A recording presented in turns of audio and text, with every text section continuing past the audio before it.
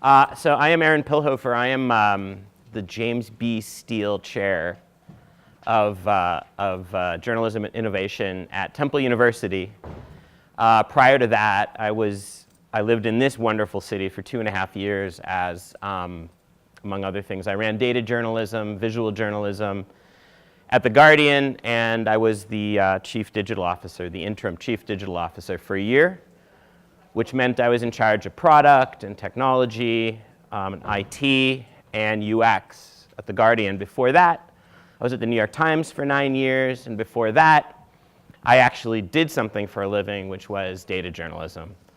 And so just a quick bit about how I got into data journalism.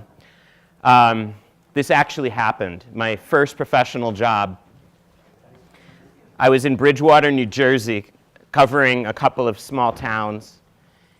And we, at that time, this was in 1995, which gives you an idea of how old I am. And at that time, like all good newsrooms, some breaking news happened. This breaking news was the annual release of the school report card data, which, like all good newsrooms, we don't plan for, and which landed on the city editor's desk. And he's like, oh my God, because the guy who used to do that project had left. So here's the city editor holding a disc. And he, honest to God, stood up in front of the newsroom and said, does anybody know what to do with this? And I was, so I was a little bit of a nerd, and I thought, well, hell, sure, I'll take a whack at it. So I did the school report card data that year, and that was it. And I started folding it into my reporting, and then eventually in 2000, I became sort of a data specialist, working in Delaware, and then a bunch of Gannett papers, and then the New York Times with a small detour to Investigative Reporters and Editors in between. So data journalism has been part of my life for many, many, many years, and pretty much my entire professional career, which is kind of the point of this presentation today. Because Marina, when she first asked me if I would talk, wanted me to do a presentation on basically the good, the bad, and the ugly. You know, what's good in data journalism, what's bad, what's ugly, right? And I thought about that for a minute, and I'm like, I don't know. This year is actually kind of an important year. We're starting to hit some of these important kind of milestones. Maybe we should take a little more of a longer view on where we are or aren't in data journalism in 2017. That's kind of the message. And there you go. And this is all about perspective, right? What I'm trying to convey today to you guys is where we are, where we've been. But first, let me, like I did yesterday, define my terms. Because the word data journalism has come to mean everything and nothing. We now refer to data journalism as so meaning so many things that it's hard to even know what it means. But I think there's a very simple, at least in my head, definition, and this is it. It's using data as a source, like any source, toward a journalistic end. That's it. That's all. There's nothing in this definition that says you have to make a data visualization. There's nothing in this definition that says it has to be an interactive. There's nothing in here that says you have to publish a database, though you should. There's nothing in here that says the story that you create out of this data or with this data that you source through this data has to have a single number in it whatsoever. And that's my working definition of data journalism. And it might surprise some of you in this room, because data journalism is sort of new in Europe, in the UK. It's sort of a newer thing in Europe and UK. It might surprise you. Well, if you ask my friend Scott Klein, he'll tell you data journalism goes way back to the 1800s. But in my head, kind of like what we think of as modern data journalism, I think you could sort of put a flag in the ground about, well, actually, exactly 50 years ago. In 1967-ish, when Phil Meyer, who is one of the basically founders of modern data journalism, Phil Meyer did an analysis following the Detroit riots, and that's the story that he did. debunking a lot of mythology. We just talked about fake news. Debunking a lot of the sort of mythology about who was involved in the Detroit riots and who wasn't. So this goes back a ways. The guys, the people, the man to their left, well, that's James Steele and Don Bartlett. James Steele is multi-Pulitzer Prize, well, the two of them are multi-Pulitzer Prize winners. They did a story in 1973 called Crime and Injustice, where they collected police data from all around Philadelphia, and at night, working with Phil Meyer, key punched it into, I mean, they had to beg, borrow, and steal time on a mainframe, right? This is like way pre-PCs. Beg, borrow, and steal time on a mainframe to key punch data to show that these massive disparities in sentencing in Philadelphia. It's kind of the first modern, what I would think of as data-driven investigation. That's David Burnham from the New York Times. He did something very similar a year before in New York, looking at police data. 1973, Precision Journalism, an amazing read.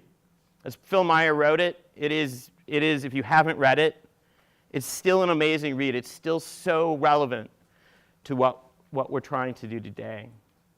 A little more history, 1988, Bill Dedman, then at the Atlanta Constitution, did a series on redlining. Redlining meaning banks who draw literal red lines, right, and say, okay, people over here, you people can get loans, you people can't, based on, in this case, very discriminatory practices around race. And he used data that banks had to report to the federal government to prove that banks were redlining indiscriminately, and won a Pulitzer Prize for it. The first Pulitzer Prize given for a largely data-driven story. And this is what we thought of as graphics back in those days. It's pretty, yeah, you laugh, but that's pretty high-tech. 1992, this is Steve Doig, just stepped down as a night chair in data journalism at ASU, the Cronkite School in Arizona. He did this piece on Hurricane Andrew, where he looked at the data. It's kind of the first GIS, or you'd say almost geographically driven investigation to win a Pulitzer Prize. And what he did is he tracked the path of the winds of Andrew as it crossed Florida, and then mapped that to where the damage was. And you would think, and what he found was something that was completely unexpected. Parts of the state where the winds were not as strong actually had more damage than parts of the states where they were. And what he found based on that was shoddy construction, cases where inspections were either being done poorly or not at all. The story kind of writes itself. 1993, the first NICAR conference, and NICAR also is the National Institute for Computer Assisted Reporting, which is the organization that I belong to, that really helped me become a data journalist through training, the kinds of things we do here. The first conference in 1993. 12 years ago. It's hard to even believe this. Like a dozen years ago was when Adrian Hollivati launched Chicago Crime, one of the very first, what we then called mashups. And what he took was a feed of Chicago crime data and placed that over a Google map. There was no API for this at the time. He had to reverse engineer. He had to open up the code of Google Maps and figure out how it worked, and then had to basically create his own API to put crime data on top of it. Kind of what you would think of as one of the very first sort of interactive pieces of data journalism. The Guardian 8 years ago launched the data blog. That was 8 years ago. Simon Rogers has changed jobs twice since then. I love Simon Rogers. 2011 is when D3.js launched. Mike Bostock and a couple other collaborators. It's kind of If you log on to a news website pretty much any time in the previous, say, 5 years, and all of a sudden your browser is going crazy with balls floating around and spinning and making these, that's Mike Bostock and probably D3 at work. It was the first general purpose JavaScript library that allowed us to do dynamic, data-driven graphics online. Hard to believe, 5 years since Snowfall. So why am I going through this litany? That's an awful lot of history, and it makes me wonder what is taking so freaking long. It really does blow the mind why we are still in a state where we're talking about data journalism as if it's something new and special. And I have some theories about why. And you may not like many of these theories, but I'm going to talk about them anyway. And the first one, I think, is the one that we generally don't talk about enough, but we should. We as an industry, we don't just tolerate data illiteracy in our midst, we celebrate it. We often position data journalism as an either-or, as what we call shoe leather reporting. You know, that's the real stuff. That's what the real reporters who go out and bang on doors and walk around and talk to people and write down what they say and go dig through mounds of documents. I'm not saying that's not of course that's reporting. I've done tons of that kind of reporting. Every data journalist I know has done that kind of reporting, right? That serious, deep, usually incredibly boring investigative work where you're pouring through documents, right? But why do we position these things, why do we allow ourselves to position these things as somehow contradictory? They should be complementary. There's no difference. You know what? Back in the day, if an investigative reporter would go and submit a Freedom of Information Act request, get a pile of documents, sit down in their basement with a yellow legal pad and a highlighter, and sort those documents, painstakingly go through those documents, one by one, marking the interesting things, and then writing a story from it. We would call that what? That's shoe leather reporting. That's old school investigative reporting.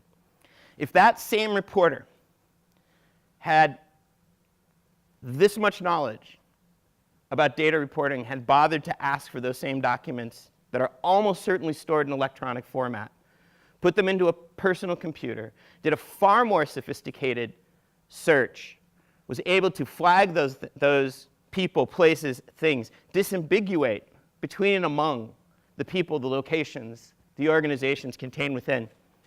That same reporter did that. You know what I would call it? Investigative reporting. I also would call that smart. That's one thing we have to change. The other thing we have to change is cultural, and we're not there yet. And this is, I have to say, on both sides. This is both the problem of the data journalist and the people the data journalists are working with. Is that the data journalist is that nerd in the corner, that person. We've been talking about this for 20 years at data journalism conferences, this problem, for 20 years. And I don't know that it's gotten much better. And I'll tell you why it persists. I think it persists because those who are not doing data journalism feel that they probably should be, but yet they feel like, it's such a bother, it's too much. And these people have so much knowledge, I couldn't possibly get there, which is totally untrue, by the way. Just totally untrue. So let's just let the wizard do their work, and I'll do this other stuff, right? So that's one side of it. And then there's the problem that actually is our fault, which is for a long time, and I think probably still today, there's an incentive built in. If you are the other in the newsroom, if you have these skills and you are doing things that are not thought of as traditional kinds of journalism, there's a great deal of incentive to make those things seem as hard as possible. To make it seem like you are, it's like that, it's like, remember the scene from Star Trek, right? Where Scotty always says it's going to take twice as long to fix the engines. Yeah, that's an old trick we all use, okay? We always tell you it's going to take twice as long. Don't lie to me, Luke. Don't lie to me, Helena. Don't lie to me, Karina. We use that trick all the time. That has to stop. We have to break that down. We have to become one happier family. There's also a problem of promotions in newsrooms. When you are the specialist, it's extremely difficult to rise up, to be promoted into positions that are thought of as for real journalists. You know, I can't tell you, you can tell when this is a problem in your newsroom. Because when you have people who are doing jobs, and it's not just data journalism, by the way. It's also sort of people who are on the digital side. It's actually maybe even worse for people on the digital side. The fact that we still talk about the digital side is a problem, but we won't go into that today. But when you have people in your newsroom who have titles like chief, senior, deputy, editor for digital, this, that, that, right? When you can't figure out how to promote someone, so you just keep tacking things onto their title and giving them a little, you laugh, but that actually, let me tell you, some of the most absurd titles. My title, when I was at the New York Times, was Associate Managing Editor for Digital Strategy. I don't know what that means either, okay? I had no idea what that meant either. It's digital. Certainly there's some strategy in there. Anyway, we got it. We have to somehow address this issue because it's bad. And I'll talk about it at the end why. Part of the problem, again, is that we're perceived as, and sometimes we actually perpetrate the myth that we are magicians or data ninjas or whatever it is, however we want to look at it. And we actually aren't. We don't want to be. I'm painting a broad brush, but I think I'm probably on pretty safe ground saying this. We just want to all be nerds together. What we want, this is what we would want, right? The ideal situation in a newsroom that I would work in is a newsroom filled with reporters who they don't have to be specialists, they don't have to be experts, they don't have to be, know everything about data journalism. They have to know this much. You have to know this much. You have to know enough to ask. You have to know enough that there might be to say to yourself, I wonder if there's a database there. You have to know enough to just, like, if I gave you something and you put it in a spreadsheet, you would know what to do with it and not run the other way screaming, right? I mean, I don't think that's too much to ask. And if that's not enough incentive, let me introduce you to Pat Stith. This is Pat Stith. Pat Stith is one of the single best investigative reporters I've ever met in my entire life. He won the Pulitzer Prize, I believe it was, 1996. For a series he worked in North Carolina, the News and Observer. And he won a Pulitzer Prize for a project called Boss Hog, which was in part a data-driven project, but it was about pig shit.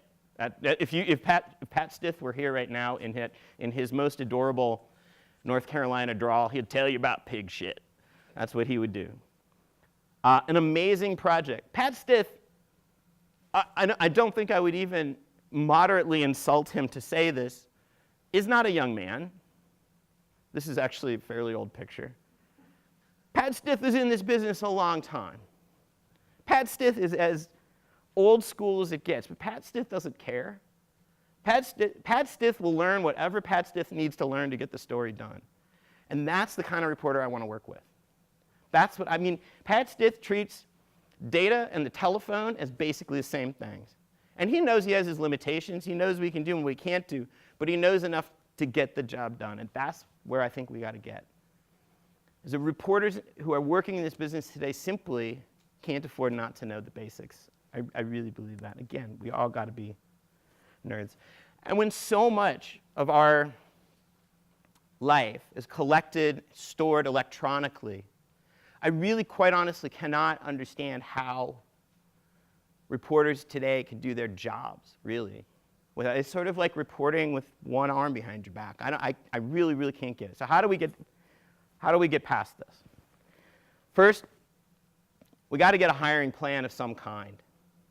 We got to figure out how to change the culture of newsrooms, and that means bringing in people with skills or somehow finding those people and promoting them into a position to make a difference. You know, if I ever ran a newsroom, which I know I never will, but if I ever ran a newsroom, one thing I would do as part of the interview process is I would give every applicant that old, if anybody here, I don't know if you guys did the city budget, if you've ever done, David and I, when we were training here years and years ago, that was kind of the default first data kind of training data set. It was a budget, just a standard city budget, right?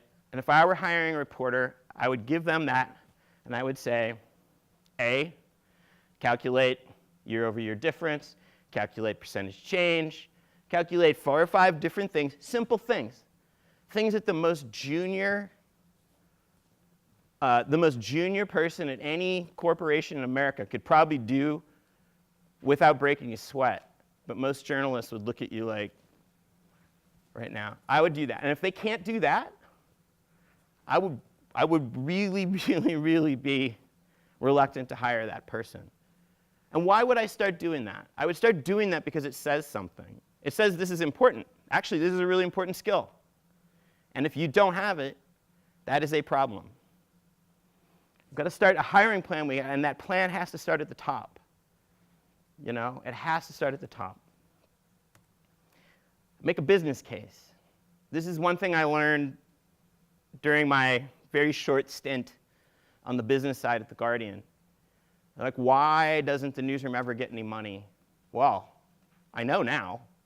Because we never phrase our hopes, dreams, aspirations, desires in the form of a business plan. So really, when we go and say, why are we not doing this? Why are we not doing this? Why are we not hiring these people? Why are we not training? Why is it always cut, cut, cut, cut, cut? That's kind of what the business side's hearing. They're not ever hearing, okay, if I invested in this, what do we get? And you have to phrase it in the form of a business plan. And there are people, I'm sure, in your news organization who can help you with this. But that's how things get done. That's the currency. So what are you going to get out of this, out of data journalism? Well, there's a hint. If you haven't read the 2020 report the New York Times published in the winter, in January, it's really worth a read. It's fascinating reading. The New York Times goes on and on and on about how they need to create distinctive journalism, journalism that you can only get at the New York Times. Now, they're not, when they actually call it journalism worth paying for. That's what they talk about, is journalism worth paying for. They go on and on. They go to great lengths to talk about how important that is. Well, it's not just because they want scoops. It's not just because they want journalism that stands out. The reason they want distinctive journalism is because they know that is what subscribers will pay for. It is completely aligned with their business model. And data journalism, happily, thank God, is exactly that kind of journalism. Because if you spend all kinds of time putting together a package of stories and a big, deep, interactive, that isn't the kind of thing that can be aggregated very quickly or very easily. And even if it is, it doesn't matter. Because those are the kinds of things that a subscriber will come to, will see, or a potential subscriber, and say, oh, wow, now I know why I'm paying for this. So the New York Times understands, and if you read that report, you're going to see in there, I think they talk about graphics and interactives something like 27 times in that report. They go on and on about it. And data. This is clearly core to their strategy. And if the New York Times is doing this, and they have, what, 1.5 million subscribers now or something like that, probably the most successful paywall of any general interest newspaper on the planet, you know, that probably gives us a good indication that that's something we could actually bring to our newsrooms. It sells in other ways. This is a story. This is actually probably more, this is actually more design, maybe, than data journalism, but you get the idea. So right, this is a package that the visuals team worked on with Guardian Labs. It was sponsored by Seat, which is a car company that I had never heard of before coming to the UK, and what I referred to my everlasting regret as Seat. That's how it's spelled. It was sponsored by Seat, and we did a series of stories. There were some data components. It was a lot of visuals. But it's the kind of distinctive journalism that an advertiser would want to sponsor. And this is the kind of sponsored content. Now, I don't want to even get into the question of the merits of sponsored content. That's a completely different presentation. But just know that distinctive journalism, stuff that you can only find at The Guardian, also happens, well, they'll only find at yournewsorganization.com or .co.uk, is the kind of thing that a major advertiser probably would be interested in, right? This is all fodder for a business case. It's journalism, as I said before, that's distinctive. And it's journalism that lasts for more than a day.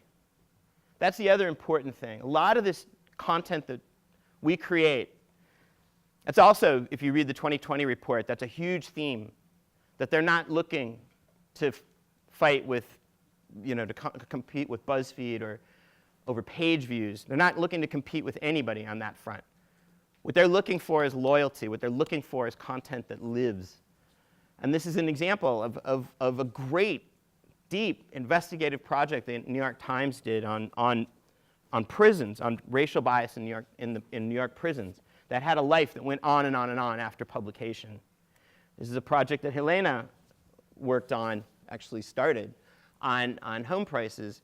And there were a series of stories that went with this, but this interactive, where you could look up, you could look at and compare to the data that we had gathered and say, if I made this much money, where could I afford potentially to buy a house? The answer is very depressing, I'm sorry to say. But this interactive continues to this day to generate tens of thousands of page views, or at least it was. I don't know, is it still? Do you know? It is, okay. This is the kind of thing that goes on and on and on and on and on.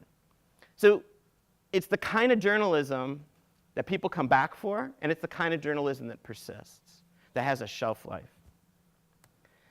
Just other examples of I think, like really good examples of simple, straightforward, distinctive forms of data journalism. I thought this piece, which was actually kind of breaking news in a way. The Guardian turned this around the next day, trying to explain what happened in the election. I thought it was very well done. BuzzFeed, this is an amazing project. Heidi Blake, who I'm sure you all know, and John Templon, who's like one of the data guys. I think he's based in New York, though. They worked together on it. I'm sure you know this project very well.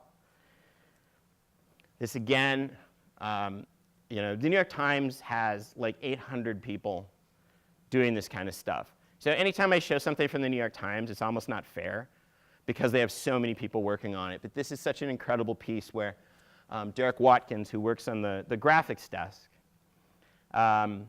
was able to gather this data about ice flow in Antarctica for a series they did on Antarctica and visualize it in ways that were just, I thought, spectacular. Again, totally distinctive. It's not the kind of thing you can aggregate easily. ProPublica, I love this piece. This is absolutely breathtaking when you see how the wetlands in and around Louisiana and New Orleans are just vanishing in front of your eyes. You can just absolutely see it. I love this piece because it's kind of I think it adds so much to the story itself when you embed pieces of data journalism or visualization in the story. In this case, it's interaction, where you can scroll through the piece, and then as you reach a point, maybe it's a complicated subject. In this case, it's about risk pools. and where the graphic piece, the data piece, can actually, in context, explain that for you. I think this is just so well done. This is the Guardian US interactive team, which sadly now is at the New York Times. Guardian's had some layoffs, unfortunately. Another piece, again, this is a piece I've shown here before, but I just love it so much. This almost didn't see the light of day. This is before the 2015 election, where we wanted to show, I hate these pieces, kinds of interactives, by the way. These sorts of, balance the budget yourself kinds of interactives, those kinds of things, that's usually the type. I hate them because I feel they're very reductive. And often they give you, the reader, a false sense of how complex the problem really is, where you can go and say, oh, well, I'll just cut Social Security by 10%, I'll cut defense by 10%, and look, boom, done. Why is Congress so slow? Without any context whatsoever. And so when we talked about doing this piece, I was insistent that we couldn't do it unless we could bring context to it, right? We can say, okay, if there is a hung parliament, of course there wasn't, but if there were, which we all expected there would be a hung parliament, what would possible coalitions potentially look like? And so these, a bunch of news organizations launched the Make Your Own Coalition, but I thought ours was better because it gave you the context. I'll run it again so you can see how first. First, we wanted to have it be fun and a little bit game-like. So watch Cameron's face. So you drop down the conservatives, and then if you put in a party they don't like, uh-oh. There's actually physics involved here too. So yeah. So what we wanted to do is mimic, we thought about it like atoms or like magnets. Certain parties attract, certain parties repel. And we wanted to show that visually. But then this is the bit when I suggested we do this. This is the bit where Sean Clark on the visuals team looked at me like I was insane. But I was like, dude, we have to do this. And it turned out this was actually much easier than we thought. So what we wanted to do was say, yeah, if you want to put the conservatives and the Greens and the SNP party together and make a coalition, you can do that. You can drop them all in there. But we're going to actually explain why that isn't going to work. And so we did both things. So data journalism doesn't always have to take the form of an inverted pyramid style story. It can be a deeply reported piece of journalism like this and come in the form of a game. And this, again, is the kind of journalism that you're not going to find aggregated easily onto your Facebook page or to Ars Technica or HuffPo. This is the kind of thing you can only get one place. And so let's think of the future. I'll talk a little bit about some of the emerging trends, but I think this is very perilous. There are people who do this for a living. I'm not one of them. I can't claim to have a particularly good, a clear crystal ball into the future. But I will kind of point to a handful of things that I think are particularly interesting that we should all be paying attention to, and particularly through the lens of data journalism and data journalists, and I'll tell you why at the end. Guardian, this is the last thing that I did really before I left the Guardian, was launch the Guardian's VR lab. So we did a project, 2 years ago now, called 6x9, which was our pure R&D. There was no data journalism really involved. It was a piece on solitary confinement that put you, this is the trailer for it, that put you sort of in the cell. And this was all rendered in a video game by a video game engine. And we did this because we wanted to see how hard it would be to do something like this. And it was, by the way, it was incredibly hard, as it turns out, incredibly hard. But it was a very, very interesting project and very good project. In the end, I think it's probably, even though my only involvement in it was occasional feedback to the absolutely brilliant Fran Panetta and co, who worked on the project, and providing, you know what they say, there are 2 kinds of managers. There are managers who are shit umbrellas and managers who are shit funnels. And I tried to be a shit umbrella for these people. I think I pulled it off. Almost. We had a couple of meltdowns when the managing editors flipped out at one point, but we got past that. But the point is, oh, and here's another piece.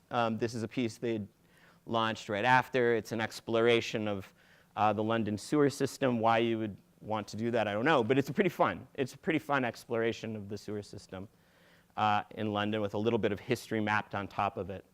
And what I think these projects show you is the potential of VR and AR. AR, augmented reality, which is mapping virtual things onto a real world environment, and VR, which is mapping virtual things into a virtual environment. But I think it shows you potentially where data journalism could go next. Because I've seen some interesting projects, though they haven't been fully pulled off, where it's based on a piece of data journalism, where they're trying to sort of replicate something in the real world and show you virtually what it might be actually like. And I think it's something to keep an eye on, VR and AR. Bots. Everybody loves bots these days. That person up there is John Keefe, and that's his honest-to-God title. He's the bot developer and app product manager at Quartz. He was most recently in charge of the data team at WNYC in New York, which is a radio station. So why would a radio station have a data journalism team doing visuals and interactives? A radio station? But go and look at some of the work they've done. It's tremendous. And they have found all kinds of really interesting ways of applying data to audio and using the work they do and making it relevant to audio. But John recently moved to Quartz. Quartz launched an app, God, I think it's, what, a year and a half ago now? A news app that's kind of in you may have seen it, but the whole conceit is it's a chat. And so you'd be chatting with this, sort of voicey Quartz bot that would provide news to you based on kind of what you want to see. So John went to Quartz, and they've hired a team, and he's running, literally his job is to figure out Quartz's bot strategy and how AI, machine learning, plus bots could have interesting applications for news. I think bots also very interesting in the world of data journalism. LA Times, you probably know, has been experimenting with generating news stories based on data from the USGS about earthquakes. They would auto-generate news stories based on a feed of data. Very interesting, fascinating work. I don't know what to call this next one. I think maybe it's multimedia data journalism. I'm not quite sure. Eric Hinton who now is at The Outline, was at Wall Street Journal. I don't have sound, so you can't hear this, but crazy, developed an algorithm to explain how the rhymes in the musical Hamilton work, why they work, why these words that don't necessarily feel like they should Scotsman and dropped in, why those words don't really rhyme, but they do in the context of Hamilton, and how it actually works. So he developed an algorithm. This is not a lie. This is absolute truth. Someone was paid to do this.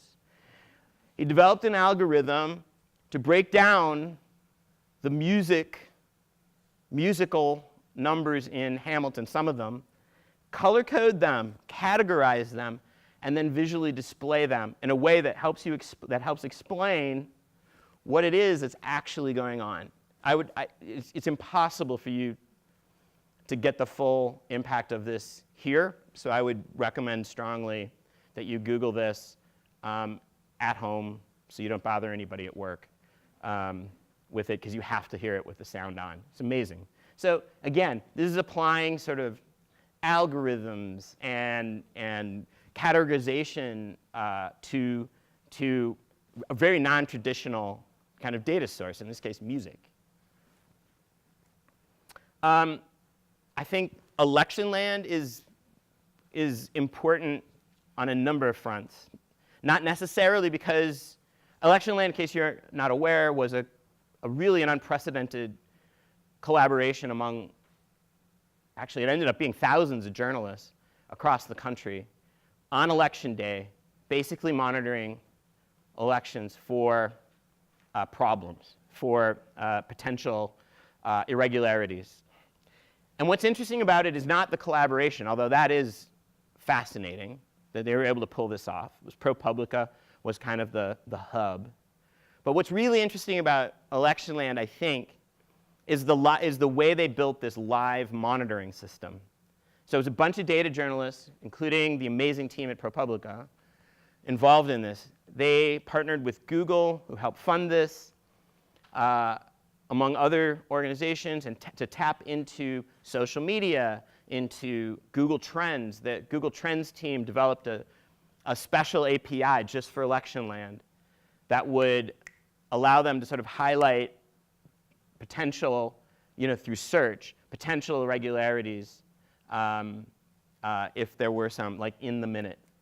And they created this incredibly sophisticated monitoring system that worked from the data into the newsroom and then out to the journalists in the field and back again in like seconds. It was absolutely amazing. Incredible project.